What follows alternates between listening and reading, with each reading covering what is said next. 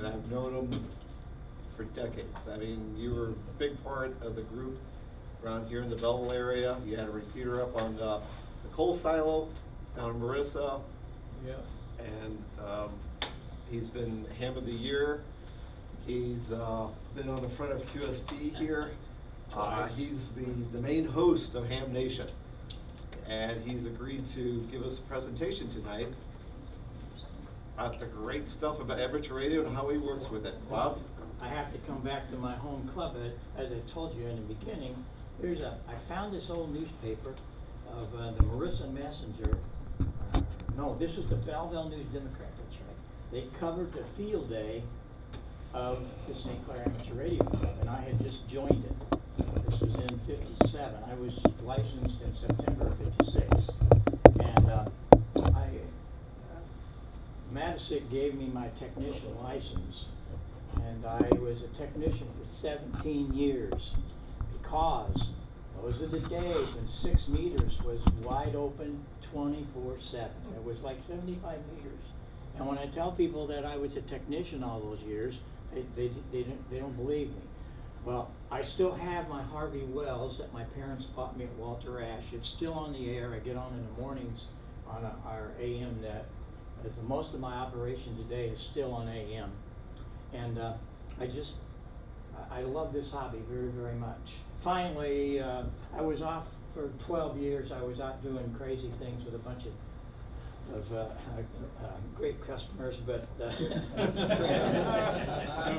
I have to tell you that I've never tasted beer or smoked a cigarette. That's the honest to God truth. But I was running around with the biggest drug addicts in the world. Pete Townsend became such a good friend, and he used to say, leave him alone, because the guy's got a soldering iron, he makes it sound good, and he can drive the truck, and I did. So Marissa became the rock and roll capital of the world for about 8 years. That's no joke. Everybody from the Grateful Dead to Peter Frampton, all these guys would come down there. We had a rehearsal hall built, and then we would build their equipment, rehearse them, and take them on tour. We were the first company, because I was so straight, I figured out how to put them into one truck. They used to come, one guy would come in his Volkswagen with the guitar amps, another guy with a bass guitar, and they wouldn't get there at the same time because they were stopping along the way to do other things. And I said, this can't happen, because sometimes half of them wouldn't show up, so we didn't have a show. Well, I fixed that, and we rented a 40-foot semi, and the rest went crazy. But one other, we could be here talking about this all night, but one of the fun things was, I was the organist at the Fox. Shortly after I got my license, I became the organist under Stan Can at the Fox, and I'm still playing these monster Wurlitzers around the country and at the Fox when we get to do that. And I got a call, this would have been about '67. I hadn't been playing there in a long time. They were throwing out their old PA system. And so I go rolling through the parking lot in the back, and here's these Altec A4s. Now these speakers are about this big. There were 4 of them. And I said, wow. I said, can I have these? And they said, yeah, we were throwing them out. Well, I took them and built this monstrous sound system. To me, I was looking at it as a big hi-fi system. And it was just fun. I was a ham. I could do this kind of stuff. I loved it. But I was doing some things at Kiel Auditorium for, it really started out with Dolly Parton, little Jimmy Dickens. They'd come up here once a month on a bus, and they hired my Hammond organ. I was renting Hammond organs because I had this old stuff. And so one day I thought, I'm going to take this PA with me. Well, I took half of it.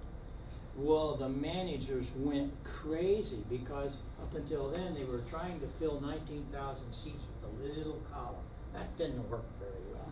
So here comes this crazy with all these speakers. And it was really the beginning of big sound in the country. I didn't know that.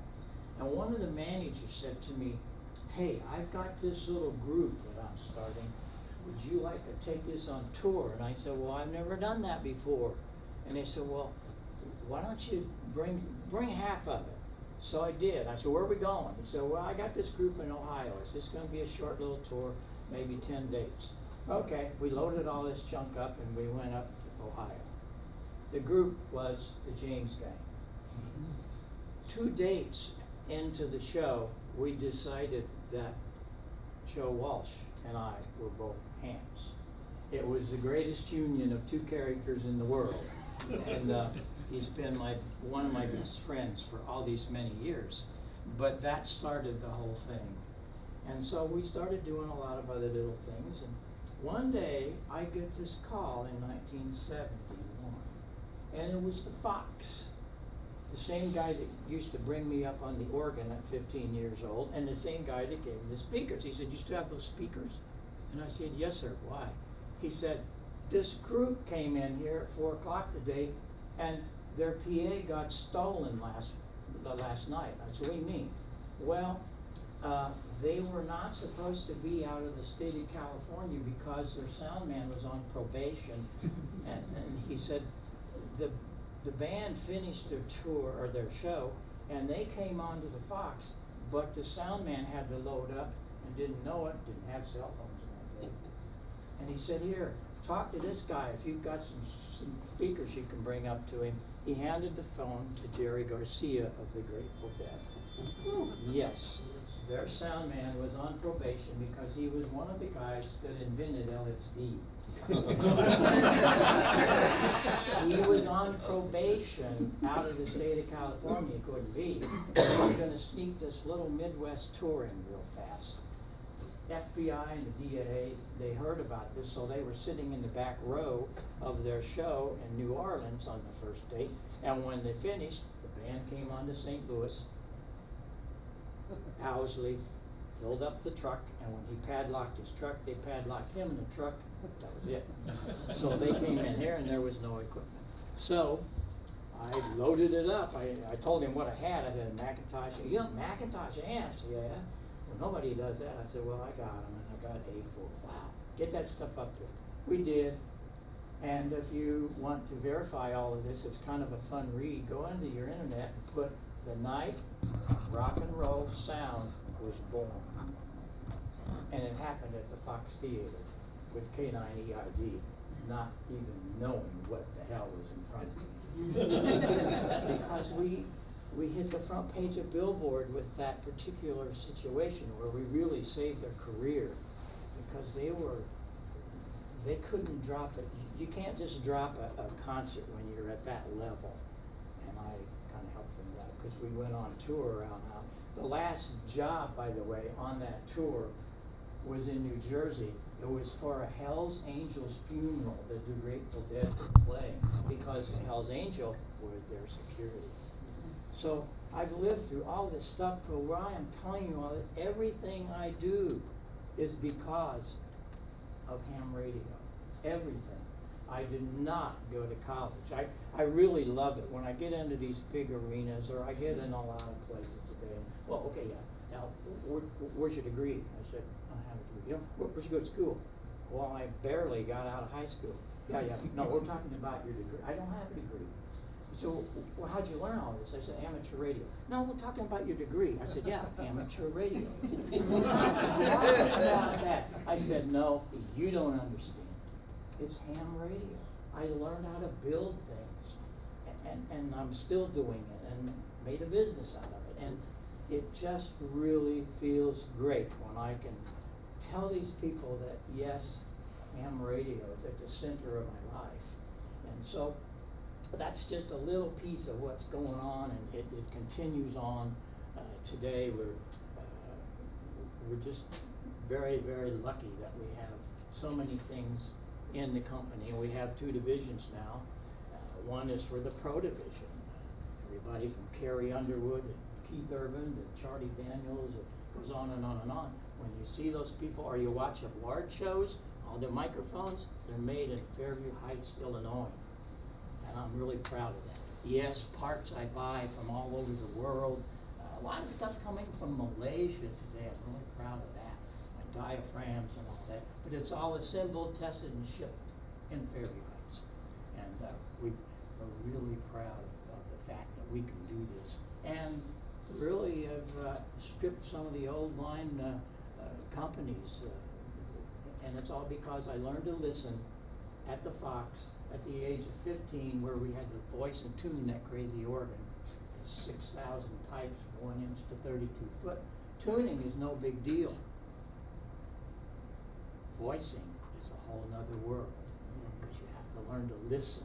You run up and down the scale with a clarinet rank. It sounds like every pipe has to sound like the other. No, not tuned, but harmonically. And it's really sad, because most people don't know how to listen. They just hear. And that's a big problem with ham radio, and we're trying to teach people. We have to learn to listen to all of the harmonics that are out there. And they're there, and that's why some guys can put on a pair of headphones and hear one thing, and another guy can hear the same thing and he doesn't understand. Learn to listen. And that was the thing that really started all of my careers, was learning to listen. But it all started in Belleville when I got licensed. And it's like, wow. I think back on those days, so I'm always trying to help people. Leo Laporte came to me 6 years ago, and he said, hey, you got to do something on my network about ham radio. I don't want to do this. He said, no, you got to do it. And I didn't think the show would go on more than one, so who did I ask as my first guest? Joe. And it was kind of funny. Anybody see that show? Ham Nation with Joe Walsh? Oh, you got to go home tonight and find it. It's really cool. He's been on about 4 times with me, and he's really funny. He really is funny. By the way, he is extremely clean. And to give you a little history, 1993, the Eagles were all recluses. I mean, every one of them were totally bizarre in their 25 years of nothing but drugs. And Henley even said, we're not ever going to get together. When hell freezes over, we'll get together. Well, their manager, who was from Collinsville, Champaign, Irv Azoff, he took those guys and put them down in a meeting, and he said, okay, awarded them some huge money. And he said, this is going to be yours. And we're going to put you back on the road.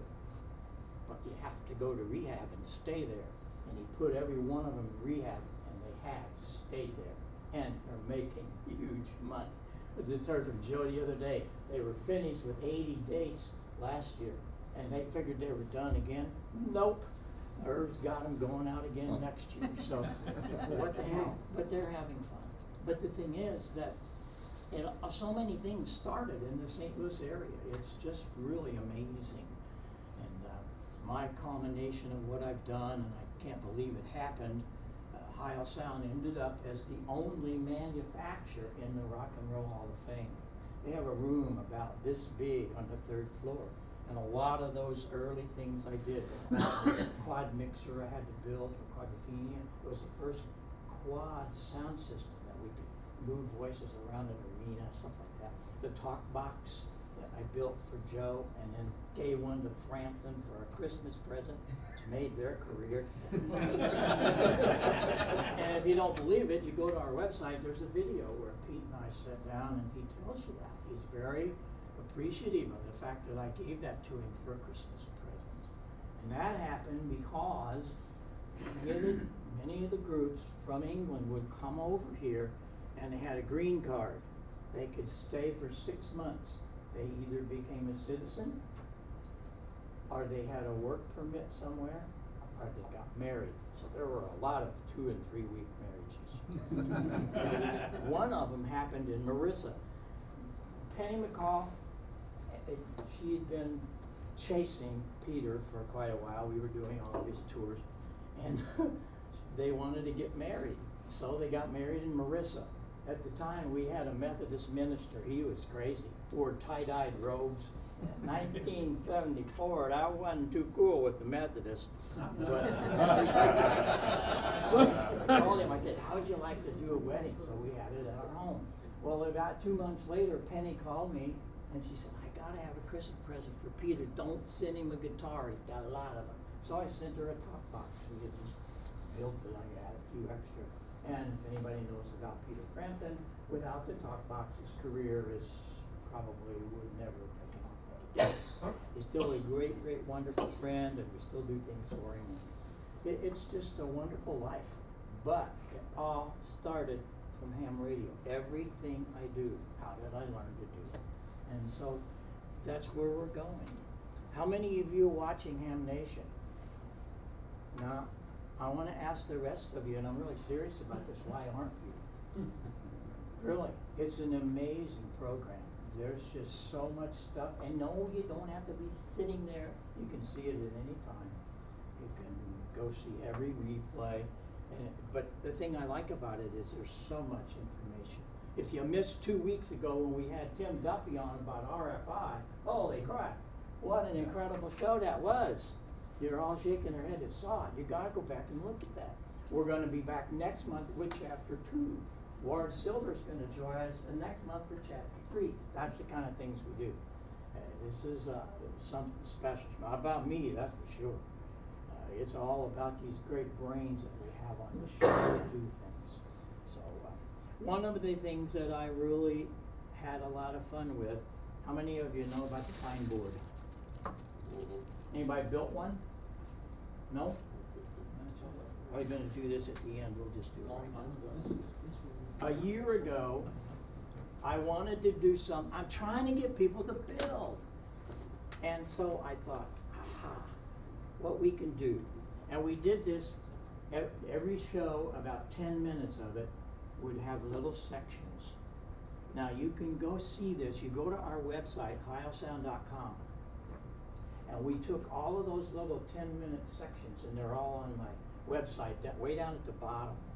So you don't have to suffer through a whole hour to get to see 10 minutes. It's all there. There's probably now 60 or 70 pages of different people that sharing all of their ideas. It's the most amazing thing that I have seen, and I love it because these guys and gals are building.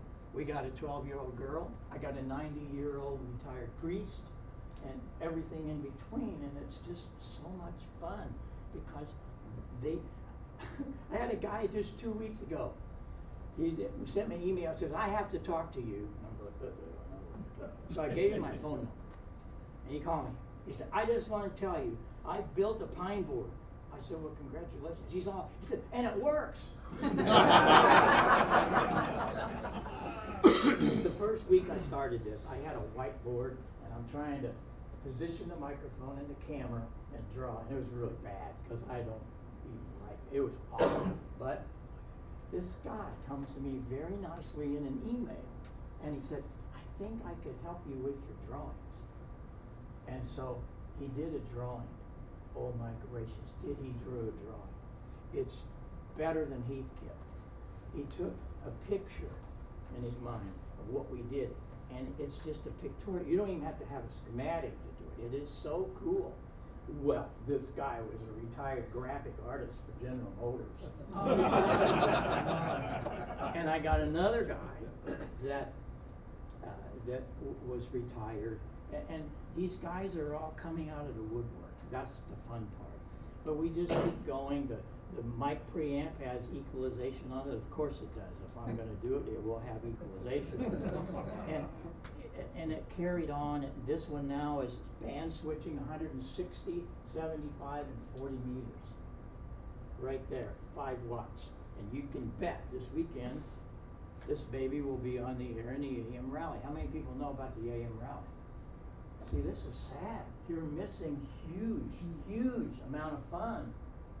How many guys operate any AM? Have you ever operated AM? Why don't you? Every transceiver today has got an AM button. Push the AM button and join us all weekend. It's really, really cool.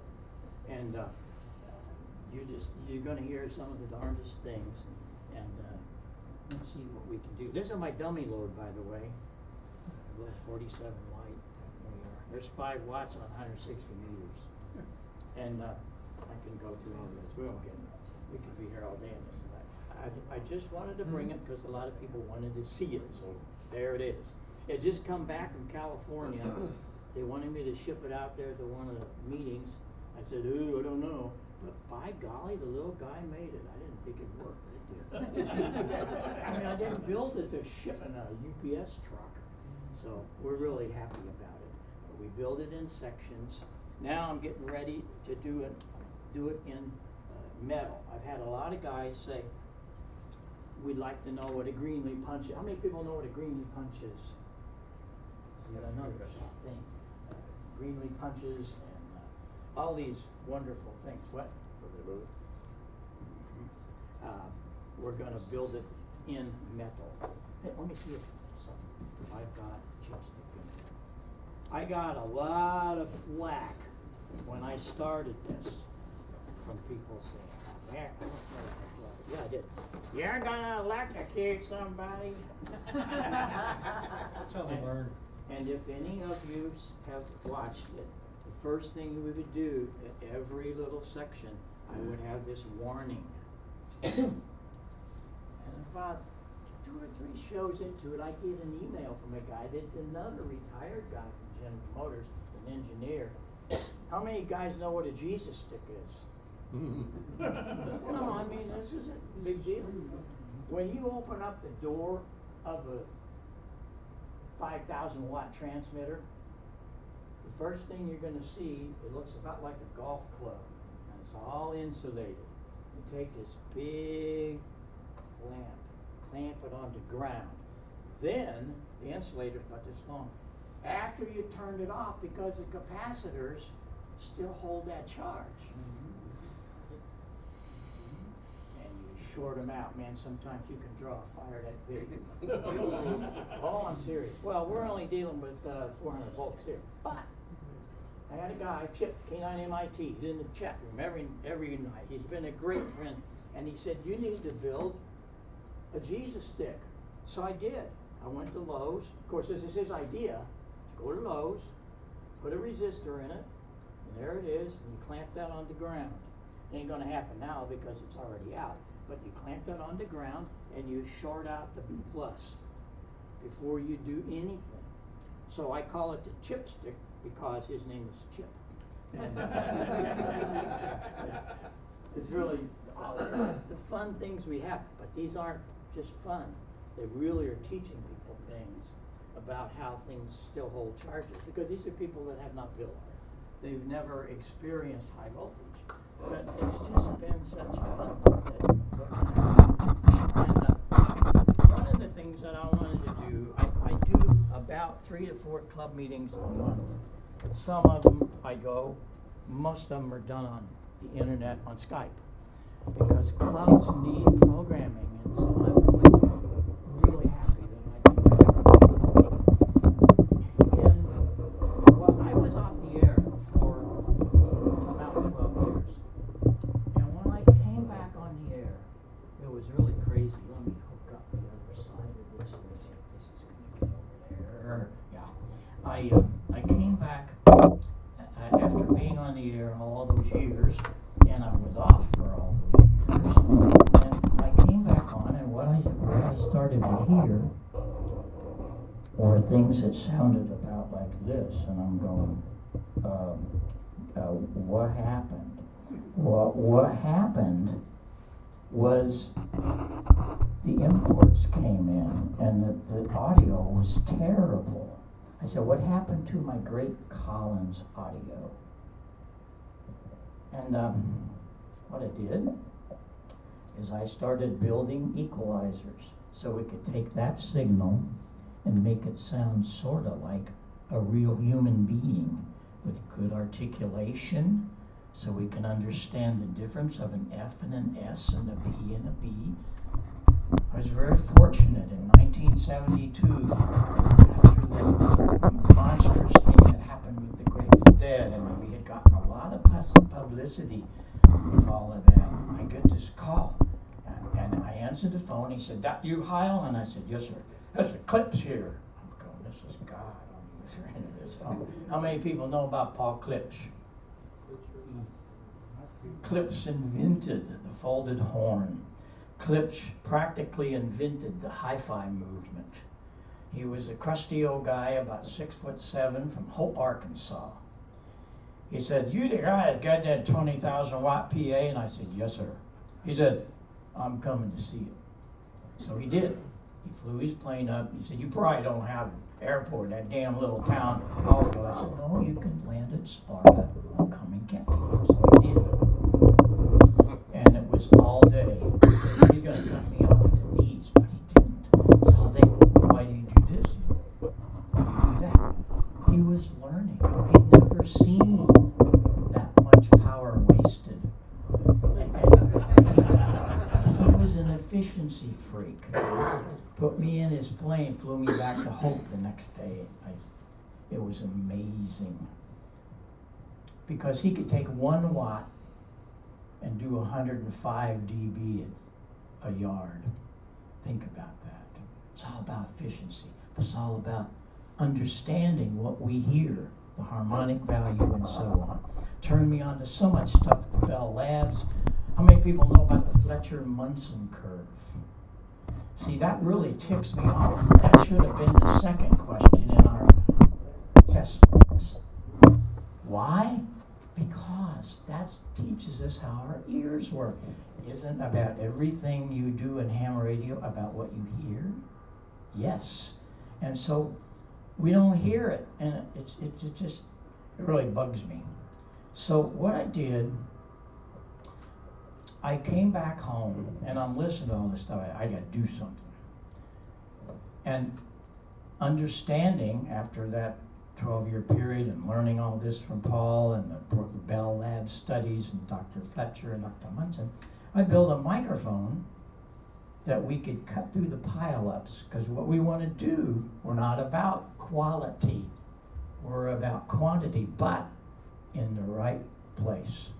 So I did an element in here, and when I do that, oh my God, it's a terrible sounding thing. Yes, but if you're in a pile-up, guess who's going to be on top? This guy. And so I built that element just to do that. And you can hear how much louder that this spoken word is. This is more pretty and all that, but in the pile-ups, it's not going to be heard. So I thought, I think I got to do something else. So what I did, get over here, what I did is I built a little box. I'm sorry I didn't have one with me. It's down at my place in the Ozark. That's where my lab is. That's where I have no radio equipment in Illinois. It's all down there. And I built a little box in 1982. Anybody have one or remember the EQ200? It won the cover award for QST. I didn't even know that. I wrote an article about it, only to show people how to build it. Now my plant in Marissa was shut down. We had quit building all the rock and roll stuff, and I didn't know what I was going to do. I got to playing with ham radio again. Well, all of a sudden, many people started writing me notes and calling me because my phone number was in there. They didn't want to build it, they wanted to buy it. So I called back some of the gals that worked for me, and we put the plant back together, and Heil Sound Pro Division was started. And that little box really opened my eyes and my ears, because ham radio had no equalizers. It was the first time equalization was ever even mentioned. Think about it. And in 2000, I get this call after I got a nice letter from Dr. Inouye Communications, ICOM. He sent me a picture of his station. He had at that time, how many guys remember the 781, one of the greatest transceivers they built. It was the first one that had a screen on it. And he had my gold line microphone, my equalizer. I'm going, whoa, this is the guy that owns ICOM. What's he doing with my stuff? So he called me. I want to do your equalizer in New Line. I'm building new transmitter. And so, the end of that story, we started with the Pro 1 all the way through to the 7300 to 7610 has a 2-band equalizer that I designed. Not that they couldn't do it, but it's like all engineers. They want to go talk to the guys that have done it already, and you just want to have as many inputs as possible. A year later, Dr. Hasegawa from Yaesu come along at Dayton. He says, I want to talk to you. Okay. We want to do it better. I said, okay, we'll do a parametric. Oh, sounds good. I said, but you're going to have trouble. What's trouble? I said, education. I said, a 2-band equalizer has bass and treble set at certain frequencies. So you just have bass and treble. Parametric has 9 buttons. Why? Because you have to be able to change all the parameters. You have to change the bandwidth, you have to change the frequency, and you have to be whether it's notching or plussing. And they did it, and I really got my way. If you want to go back and check it out, the 9000 Yaesu, I got my way. I got the parametric, I got an XLR balance line professional input on that baby. Yeah, because I've always said we could solve half of the RFI problems if we had balance line audio, just like all of the professional things. Want to go look at a KMOX transmitter? Does that have 2? No, it's got balance line inputs. Why can't we have it? Because nobody ever wanted to do it. Yaesu did it for one model. And the next model, the 5000, 2000, they took it off. However, my board is still there. If you know how to secretly wire it, you can make it happen. So we have a cable. We make a cable for all the Yaesus. Plug it into that 8-pin, bingo, you got it. And that brings up another point.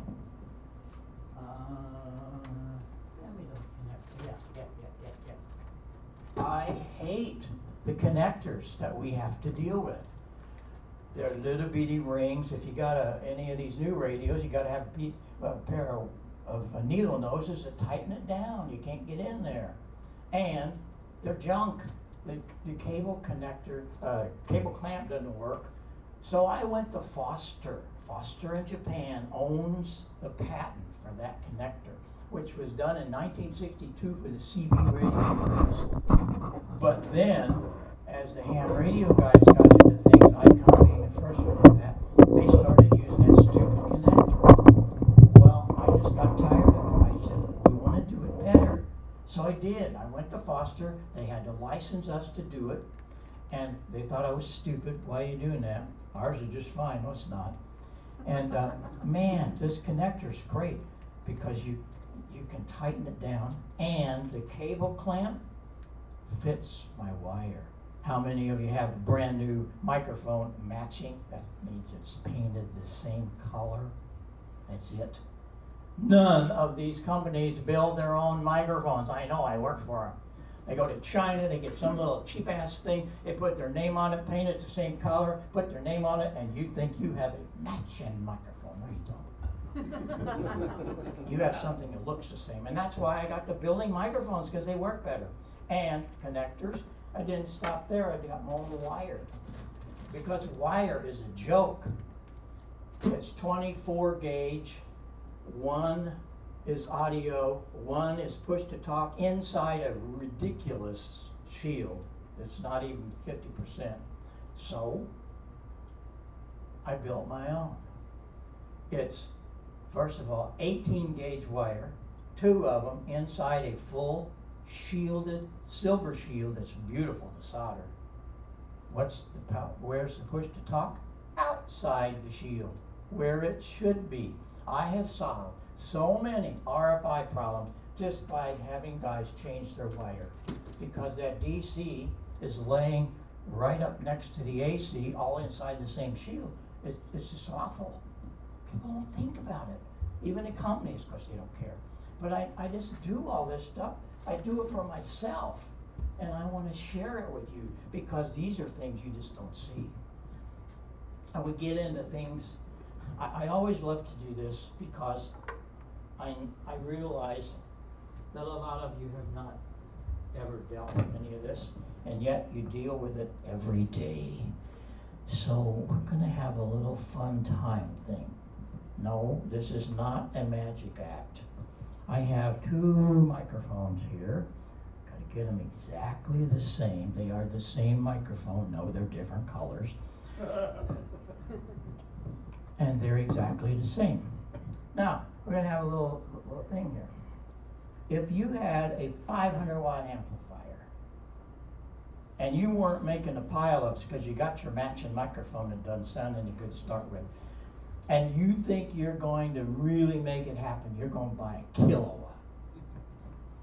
Wow, sounds good, doesn't it? You've doubled your power, right? How many decibel is that? Very great. Do you know how loud 3 dB is? Has anybody ever set you down to let you hear 3 dB? Well, you're going to hear it. This is not a magic act. This is damn science. And it should be taught more. Because when I bring this other microphone up here, it's going to increase by 3 dB. You want to come up here and look at the meter? Here it goes. 1, 2, 3. Wait a minute. Remember what I told you about listening? Do this. Everybody close your eyes. Now really be quiet. Calm down. Listen. I'm going to take away 500 watts. 1, 2, 3. Did you hear it? We're going to do it again. 1, 2, 3. No, you didn't hear it. You know why? The human being cannot detect the 3 dB level. And if you can, you and I are going to the Smithsonian. And this is what ticks me off. This is simple science. And it's not being talked about. The Fletcher-Munson curve, you should know about that. Go home and look them up.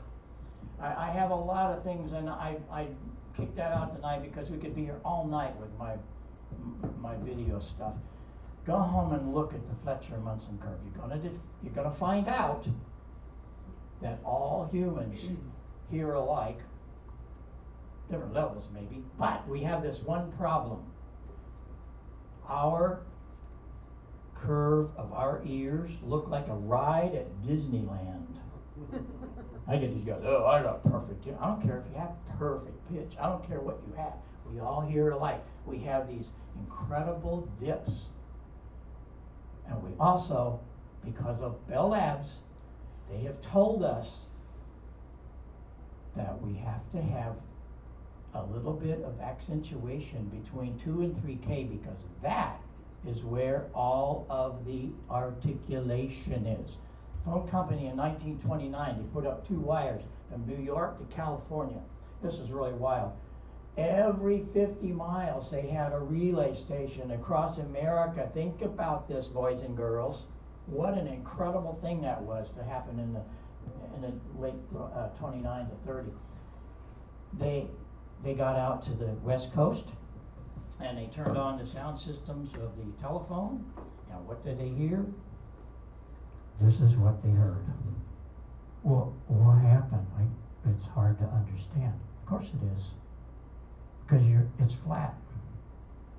Well, no. So they put Fletcher and Munson on the case. What did Fletcher and Munson do? Fletcher and Munson found out that we needed that.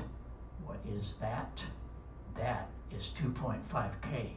How much easier it is to understand those words, because they're between 2,000 and 3,000 cycles. So for all you guys and gals who say, oh, you know damn EQ. Oh, yes, you do. Everything audio is equalized. No, it might not have a bass and a treble, but it's been pre-equalized to take advantage of that loss in that mid-range.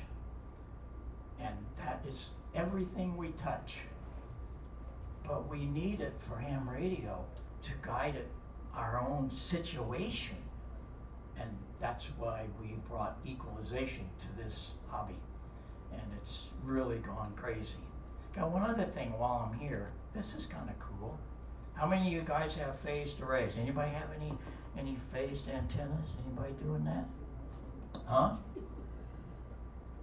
Why not? It's the most amazing thing in the world for ham radio. And I don't understand why everybody doesn't have it. First of all, I know what you're saying. Oh my God, it's going to cost $5,000. It's phased array. Oh my God, oh my God. No. And it's going to take all this room. No, not going to do that either. But nobody has ever showed you what an incredible amount of signal you can get one way or the other. Go to my QRZ page. It's all there, baby. When I moved to Missouri, we have 5.5 acres. Sarah came into me one day and said, look at this place for sale. It'd be great for your ham radio. Man, is it. 3.5 of those acres are antennas. That's all. But they're wires. Oh, I got a tower. But I'm a nut for 160, 75, 40. I have 2 dipoles on 65, they're 65 feet. There's 2 on 75 and 2 on 40. I'm getting, and this is on the QRZ page, you can actually go see and hear the demonstration. I'm getting 15 to 20 decibel front to back on 75. Think about that. Think about that on 40, same deal. How much did it cost me? Maybe $20. $20. All you need to do that is either a 42-foot piece of coax or a 24-foot piece of coax. It's all spelled for you. It's amazing. What's going to happen? I can switch that coax, causing one of those elements to delay. And when it does, bingo. It's directivity. When Dr. Yagi invented the, how many people have Yagis? Probably all do if you got a 2-meter Yagi. How did Dr. Yagi figure it out? There were no computers. He's got a driven element. Then he figured out if he'd go behind a little bit and forward a little bit, mathematically now, if he went ahead of it, he could get a little bit of gain just with another element. But if he went behind it, he could get minus because it was out of phase. Oh my God, there's that $100 word. No, it's not. Phasing is amazing. You can do so many things. How does your noise blanker work? You know, you get some idiot that's next to you, you just punch a button, he's gone. How's that work? I haven't figured it out yet. Okay. Well, here's how it works. It's all about phasing. When you take the equalization control and you minus the EQ, it takes things out of phase. It's how it works. These 2 microphones are exactly the same. You just prove it. I had this magic little plug. And this magic little plug puts pin 1 to 3 and 3 to 1. My God, it's backwards. Well, that won't work. Yes, it does. It works just fine. Thank you. I mean, it's exactly the same. Huh. What's the big deal, Heil? Here's the big deal. When I talk into both of them, they're out of phase. Guess what I get? Nothing. Absolutely nothing. The bomb could go off. You and I are going to hear it. Oh, they still work. Not together. Because that signal is out of phase. Think about it. You can do this with your antennas. And it's amazing. You got to go to my QRZ page and listen to that little video and watch and see how simple it is. Wow. But these are things that it's not being done. My headphones, for 20 years, I have a phase reversal. You ask the top de-expedition, the top contesters, what their #1 thing is, they're going to tell you the phase reversal. Why? Because they can listen to a pileup and they hear this little wiki back here. They reverse the phase and he comes up front. Just by reversing the phase from your ears, you can move things around acoustically in your head. I could be here all night talking about it. I was very blessed. In 1985, I was hired by George Lucas. I was doing a lot of things in the home theater business. I was a major force in America. In fact, George told me I'm the guy that came up with the word home theater. I don't believe it, but that's what he thinks. But we were since '78. We were a pretty good player in that. And he hired me to come out and teach it. And I didn't think about it before I got out there, but that's how we get center channel. Think about it. You all have surround sound and all that. Well, wait a minute. You only have 2 wires going in from your VCR or whatever, right? Where the hell's that third and fourth? Where are they coming from? You ever think about that? No, you probably didn't. But you're gonna, before you go to sleep tonight, you're gonna think about it. Wait a minute. How am I getting? I got left and right. How do I get center channel and rears out of 2? It's done with phasing. It's done with phasing. They record, and I was there when one of these did one of the Indiana Jones things. It was amazing. They got about a 100-piece orchestra, and they do that in stereo. Hot dog, hello. Then they take the actor and put him in a little booth in there, and as he talks, his signal is out of phase. He's not heard here. And then the Pro Logic in your receiver picks up that out of phase, puts it through an amplifier through the speakers. I was very fortunate, and this would have been 80, right about 80, 81. I worked for Ray Dolby. He brought his hand-built prototype of the Pro Logic, and we did it at a CES show. It blew everybody's mind, including mine. I mean, this is amazing stuff. All because of phasing. And we could be here all night. Because it's a great subject. And so I went on to this whole thing. What's one of my other really, really sad things? I mean, yeah, we talk about it, and you might let a kid a little bit about adding an amplifier. I mean, you could have a 500-watt amplifier. If you added it, nobody's going to hear. So take that $1,000 you were going to spend, give it to her for purses and shoes, and you'll be much better than nobody else going to tell the difference. But you could put up an antenna and get 10 dB with just a few dollars. See, that's what really bugs me.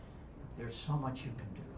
So I think about these things, and I thought, here's what's next. Receivers. And I work for these companies now. You gotta understand them. Constantly bitching at them. Like, why don't you do something about it? And they're gonna go, oh, that's receivers. Fine. No, it's not. It's not. So, here we go. I'm going to have to turn this off because I got to use this power supply, but that's okay. I thought what I should do, and I started this several years ago in my own station, and then I found out, oh my gosh, how cool is this? I put the receiver output, took it out of the detector, and I put it into my equalizer. And this is what culminated. What we're going to do, these signals you hear are recorded on a disc. It's exactly the way they came from our receiver. Echo India 8 Bravo, Lima Bravo. EIAPLB calling advice. We're going to punch up some mid-range.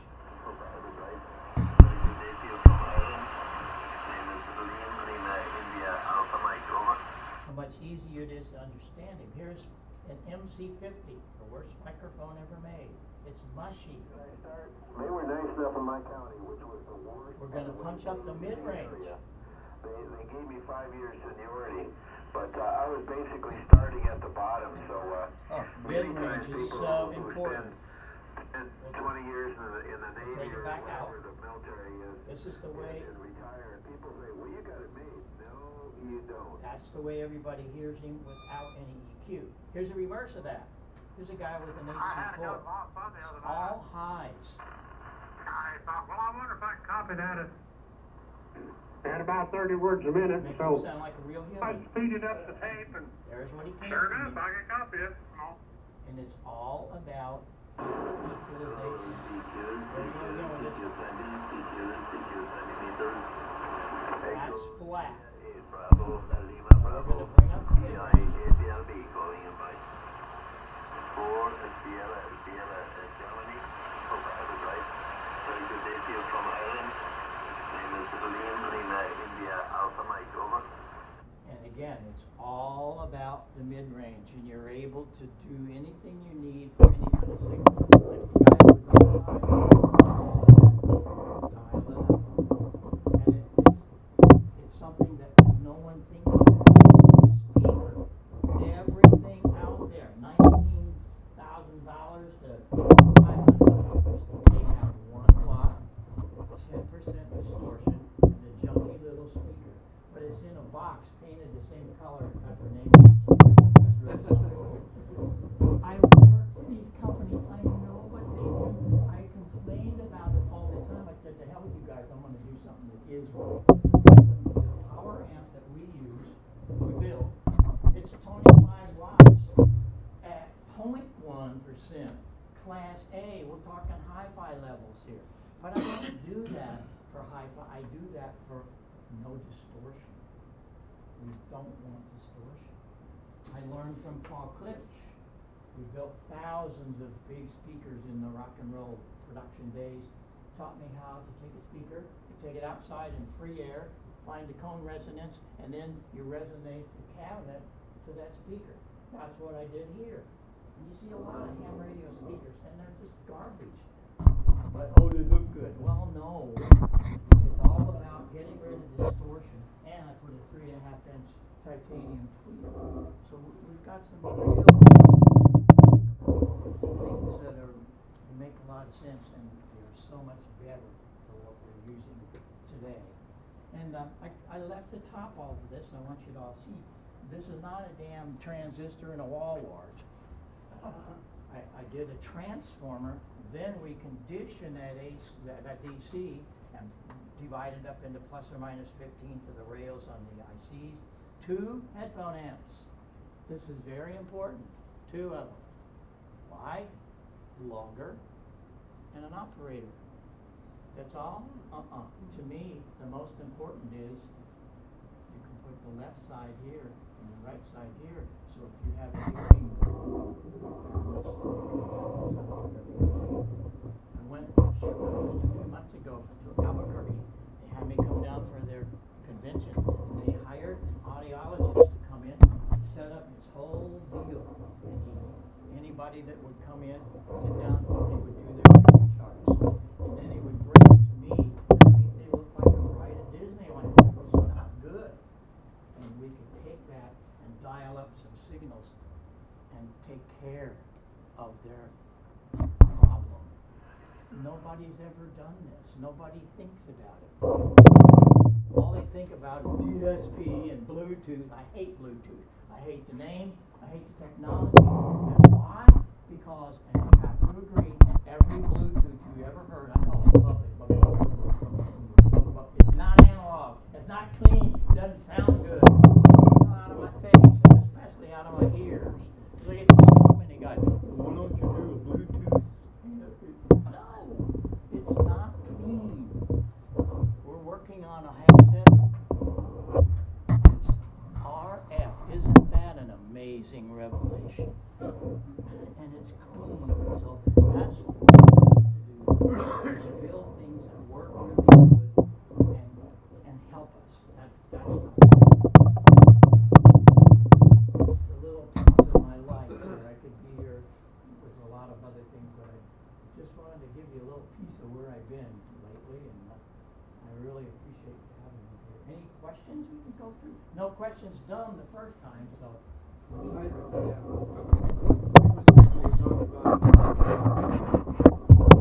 Talking about on demand? Yeah.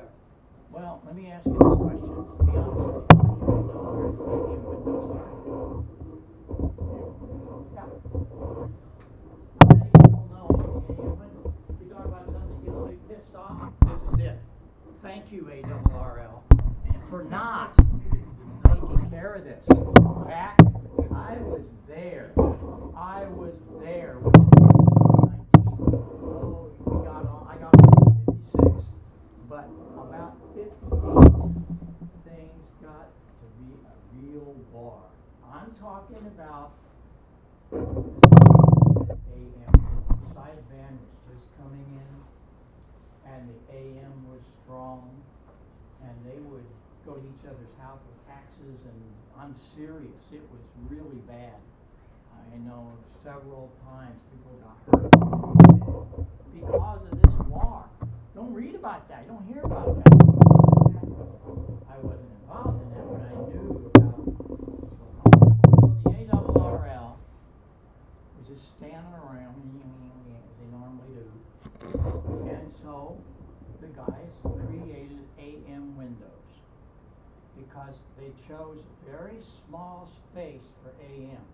Sideband's got all of this, and it was one of these things they chose from on 75 meters is 3870 to 3890. 3870 to 3890. You do not operate single sideband. You got way more frequencies than that. 40 meters is even worse. You can barely get two contacts at the same time. 7290 to 7295. But we make it. It's really amazing. They're gentlemen. That's why they call it the gentleman's agreement. Same thing on 160 is 1980. There's a couple of them that bounce around. But not to say you can't operate, but oh boy, you're going to tick somebody off if you're piling in. But if it's clean and it's, well, a lot of us are going down to the low end of 75, and that works really well. But they're there, and there's a lot of AM. And what I'm really happy about, a lot of newcomers are starting to discover AM. They're discovering a lot of the old equipment, they're restoring it, getting involved in that. So I like that because they're learning to build. I mean, they do things. So we want to pay attention. But get on this weekend and have some fun. There's an AM button, just hit it and talk. Make sure you're in the AM window. You'll hear them. There's going to be lots on. Yep. And, some of them big signals, big time. Broadcast transmitters that you can only run 300 watts carrier because 4 times that is almost legal limit, and that 4 times, that's what we're talking about. We're running 300, say we run a 400 watts a carrier, that sideband's out 4 times. So even if you think your little 5-watter's not going to make it, it's going to hit you about 20, 25 watts. And there's so much activity.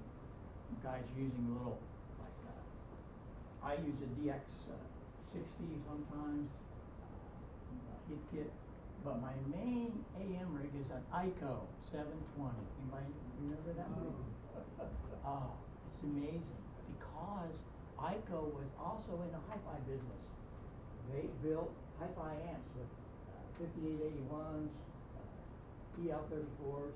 They built Williamson feedback. I mean, these are beautifully constructed, high-level amplifiers for speakers. They took the output transformer out, put in a modulation transformer, called it the Model 730. Take 2 wires out the back, put it in series with the 6146, and just plug 2 plugs together. Bingo. You have a signal that will compare with the big AM broadcast transmitters, quality-wise. So there's just so much you can do, and it's easy. I like it because I'm seeing a lot more people get involved, and they're learning things. That's the main thing. They're learning things. So I'll see you on the rally, huh? Thank you. Yeah. Any other questions? Yes. Go ahead. Not so much a question, but kind of a comment. The reason I know about the Fletcher Munson card was probably because the last time you came and spoke. I couldn't tell you when it was. It was when the gates were in the Red Cross building. You bought the little mixer. Right, years ago. And all that. So it was useful information. And the second comment is Ham Nation podcast. Most recent episode, one of the best I've heard because of Georgia's extended Tales from the Transponder. Yeah. That whole mess, trying to figure out what was going on, Mhm. was great. Yeah, that's what I mean, we have all these people that do great things. It's really, really fun, but it's very educational.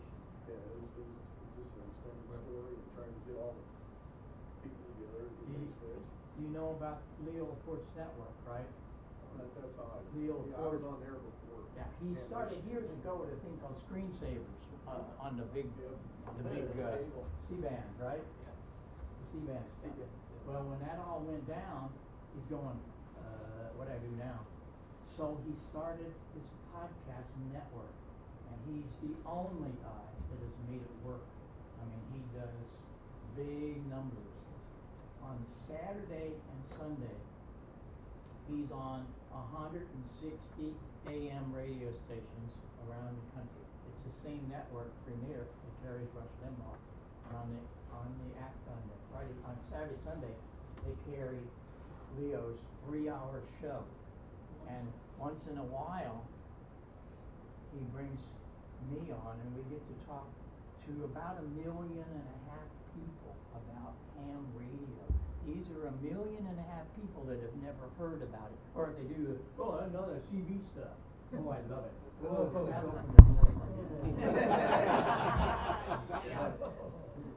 Leo's really made it work. He has on his Twit network, that's This Week in Technology. There's all these great people about different subjects. And we're very blessed and honored and quite proud that Ham Nation is his 4th show. And it's all because people learn things, and just like you said, they join in. And you can see it any time. Now, Kansas City radio station with now handling Ham Nation. oh, yeah, you're talking about low power. Yeah, there's several of those around the country. Yeah, there's several of those around the country that carry the show. We have a number of repeaters. Got one in New Zealand, got one in the UK, several across America. Amateur television repeaters, they show. But it's a podcast? Yeah. Okay, because I was gonna tell you, I hadn't heard of it. I've been a ham for probably 2 years. I should have been in it in high school, but I wasn't. Yeah. All the code. But I've been a ham for probably 2 years, tech, and I'm gonna subscribe tonight, because I didn't even know it existed. Yep, just put Ham Nation into Google and sit back. They're all there, all the shows, you can see all of them. Like We Get Crazy and all that. A lot of information there. A lot of information. I have do you have a good recommendation for having one good microphone between several different radios? Because I've got an ICOM that has a very different level input than my Yaesu. And it's I've never been able to use the same mic. You know, ICOM is like electric. That's the problem. Is there a good way to use one good mic between all of them? Maybe. The problem is, it's not a problem, it's a situation. Dr. Inouye, when he started the company back in the 60s, he ran the microphone preamp gain about 20 dB down and uses little cheap electrics, because they have a lot of, there's an FET in all these electrics. And he was happy. Well, as things progressed and we all are looking for better audio, that didn't work too well. So now, when you want to take a decent microphone and put it into your ICOM, you're 10, 15 dB down in gain.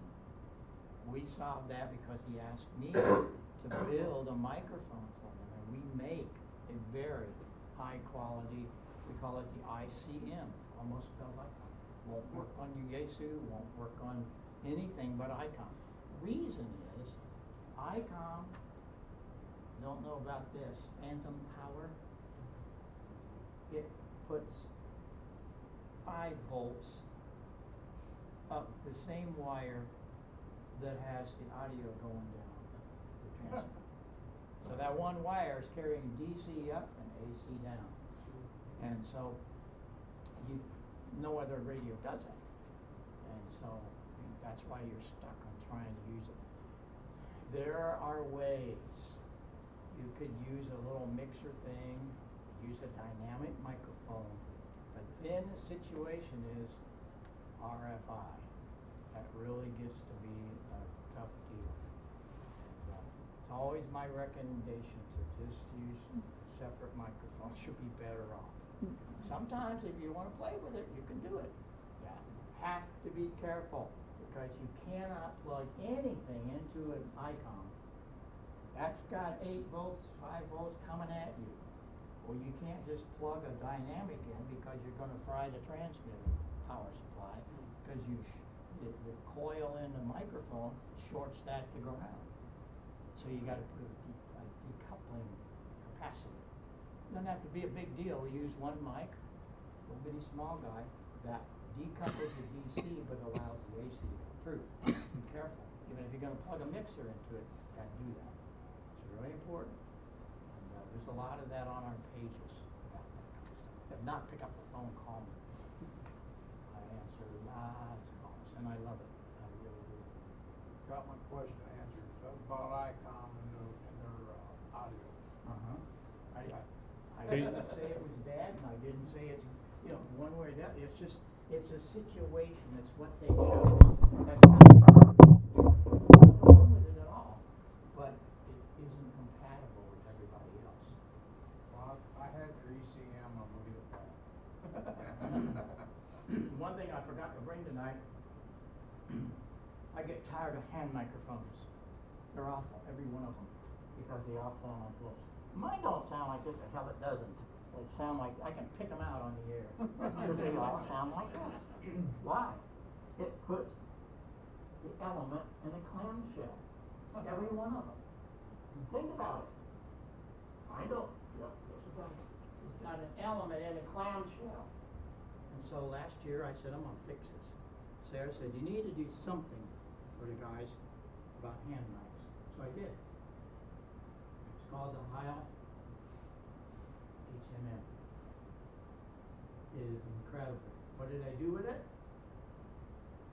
I put in the top of it, instead of it sounding like this, I opened up the top of it. And it detuned the cavity. It sounds like a broadcast microphone because it doesn't have this. No, y'all, no, Bill said it sounds just fine. No, you don't. Goddamn, I'm just trying to get around it. Say, oh, cable radio's got to be really good. No, they pay $2 for it. They don't care what you say. No, I'm serious. I work with these guys, and it really burns me that they won't do anything. And finally, I just get tired and do it myself. As you see here, all of our microphones, and it works. It really does. The hand mic is fabulous. It works on everything. We have one for the ICOM, specific for the ICOM. But all the others, ICOM, Kenwood, Kenwood, Yaesu, L-Craft, all that. Good stuff. Anybody have L-Craft here? Amazing, isn't it? Amazing. Did you see that L-Craft guy from the Nation? Wonderful show. These guys are brilliant engineers. I mean, they're out in the Apple world, up and down the coast. These guys are geniuses in all of the techie world, and they were hams, and they started their own company. And I gotta tell you, it's really something. Go back, put Amnation into Google, when it comes up, search Telecraft. And these are the two guys they started it, they own it. It's a fabulous company, fabulous gear. I really like their stuff. Hey. Yeah. A couple weeks ago, we were on WA0RCR. Yeah. Yeah. Bad conditions were pretty bad, but I was down in the I had the rig turned on, I was ready to play. I could understand about half of what the announcer said he put you on there. I heard everybody. Yeah. It was amazing. Mm-hmm. It really was. Why? Yes, thank you. Yeah, I mean, it's science, and I don't understand why we are not taught more about it. Because it's simple stuff. Oh my gosh. especially if you go back and read all the Bell Lab stories and Fletcher Munson curve, all of the stuff that they did, oh my gosh. These guys were true geniuses because they didn't have computers, they had ears, and they just tinkered. And that's what it's all about. I appreciate that. But it's a, you know, it's a great, just quality audio at the right frequency can do for you. Well, if the signal had been louder and the noise had been less, I'm sure, you know, Right. you get ears close.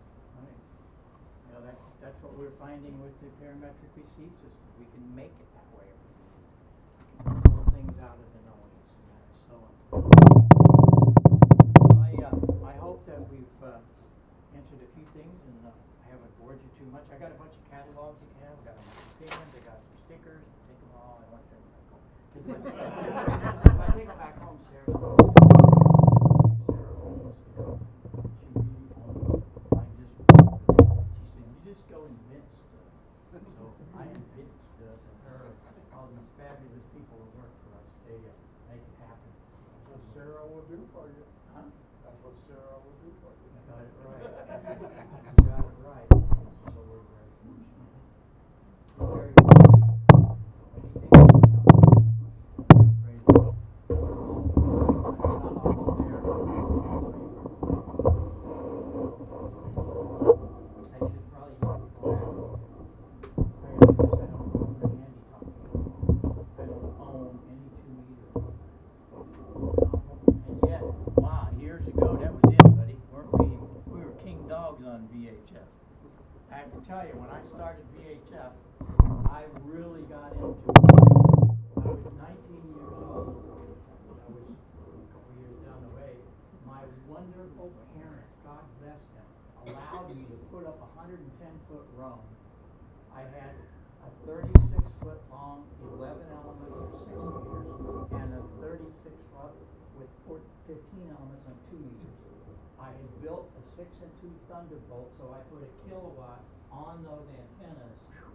I was serious.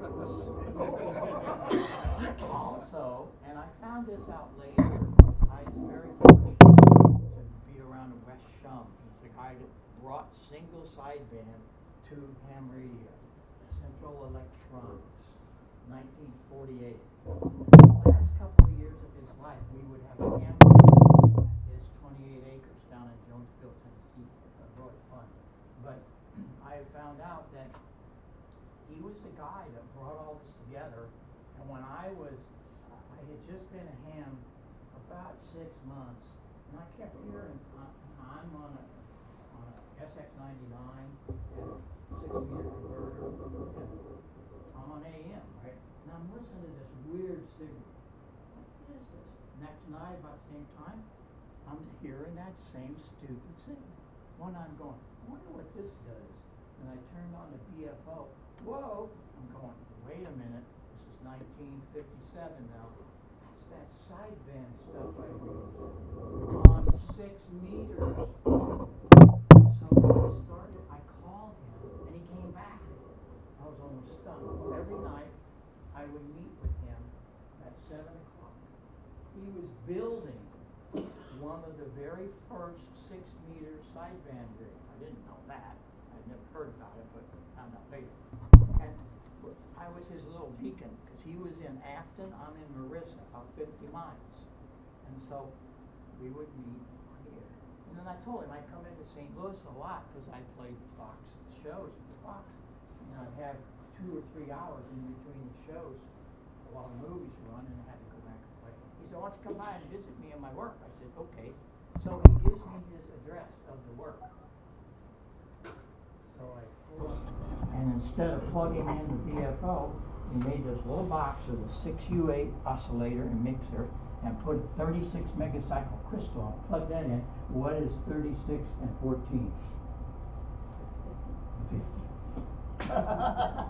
Then I found out later, the ARRL told me that I was one of the first 10 on single sideband with a kilowatt and a monstrous antenna. 1959, I get this call. He said, are you K9 EID? And I said, yes. He said, this is Bob Drake. he said, we have a little meeting of our club, and we'd like for you to come and visit us and tell us about your single sideband. How did you do it on VHF? And I said, okay. He said, well, we do this once a year. It's at the Biltmore Hotel in downtown Dayton. And he said, we'd like for you to come. We do a lot of papers and presentations. Biltmore Hotel in 1959 was the 4th year of the Dayton Ham Convention. When you go to the Dayton Ham Convention today, and you see dozens and dozens and dozens of forums, it all started right there. They were teaching all of us how to do things. Because in those days, we were all just little sponges trying to build it. You didn't go buy a 7300. You had to build it, and they would have people do it, and I was very blessed. And they took the 4th floor, all the furniture out. They put the Collins in one room, the Drake guys in another, Wes Schoen in another. All of these great guys, World Labs and all of that. And you could walk around and visit all these great engineers because they were all there. Bob Drake, Carl Mosley, they were all there. And it was really scary for me because I just told them what I did and how I did it, and that's what they wanted to hear. So Larry helped me to do the diagrams and stuff. Those are the kind of things when I have people today say, what drives you, man? Where do you get all, what kind of stuff you want? I'm on ham radio. I'm telling you, that's what drives me, because I can do things. And today, I do things that really helps a lot of people. Now we're getting into people's hearing. Very well solve that. So it's just been a real fun ride, and God knows where I'm going from here. But I'll guarantee you that it will be something we all need. That's my whole thing. That if you get on the air and listen around in the morning from 9 till 10, 11, you'll find us on 3885 in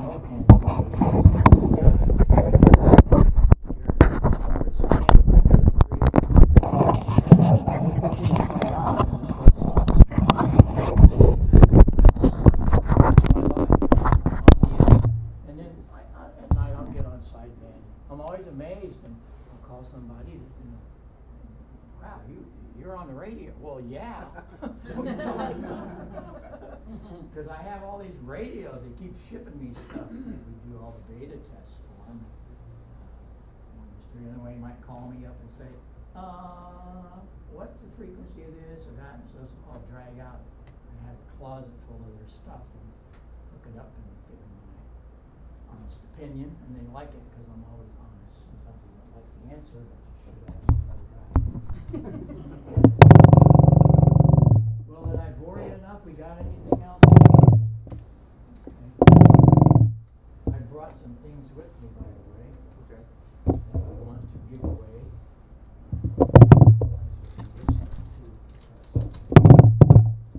This is another thing that Sarah's not a ham.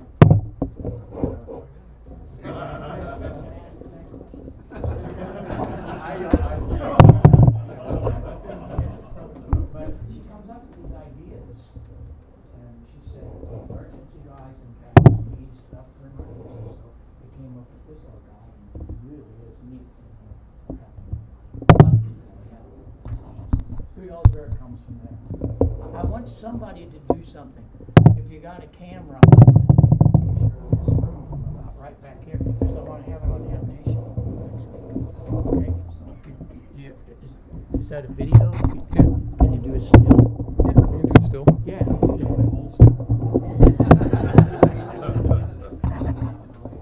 I like to put things on the show to let people know.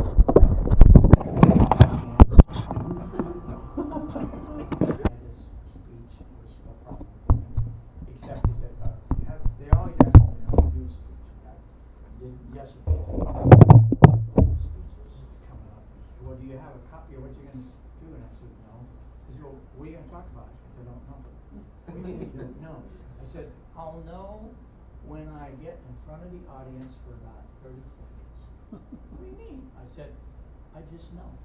So it'll be okay. And usually it turns out pretty good. Nobody goes to sleep. If they do, I'll drop the microphone. We,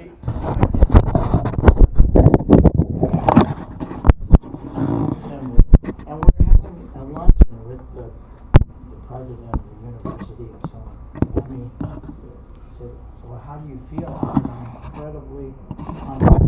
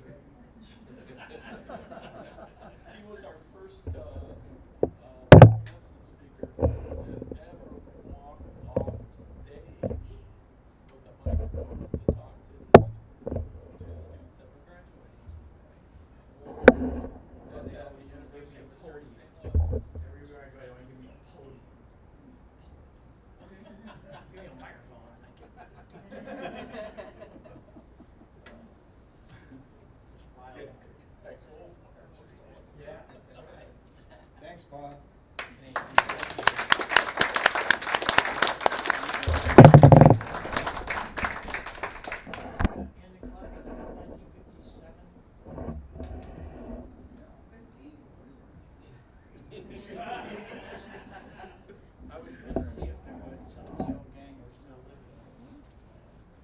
What we have here is a certificate of honorary life membership to the St. Clair Amateur Radio Club.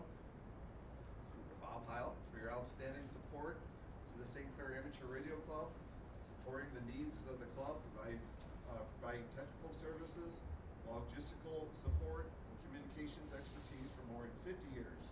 Thank you, Bob, for your excellent service. I don't know if you guys remember he was at Field Day.